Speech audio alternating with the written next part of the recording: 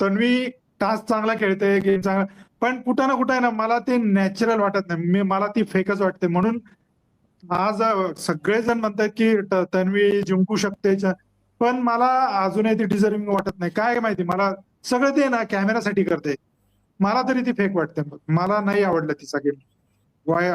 काय माहिती, मला नाही, मला त्याच्यामध्ये ती विनिंग क्वालिटीज मला वाटत नाही.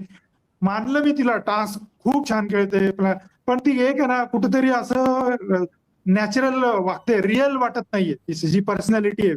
आपल्याला काय पाहिजे असतं की जो रिअल असेल तो आपण आपल्या मनाला भावतो आणि त्याला आपण आपोआप आपण त्याला विनिंगच्या याच्यामध्ये घेऊन जातो.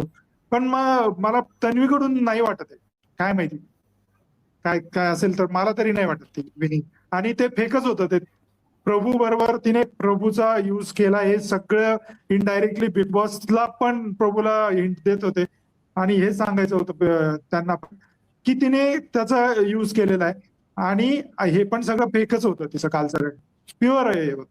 येस, बोलू का? ओके, पण येस, बोल निलेश. तेच ताई, भाऊ